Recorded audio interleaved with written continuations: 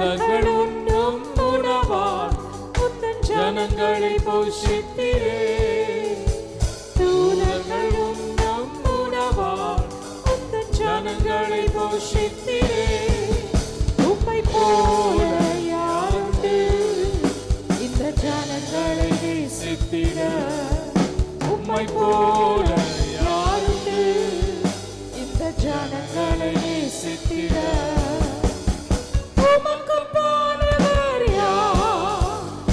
உமக்கு போனவர் யார்? உமக்கு போனவர் யார்?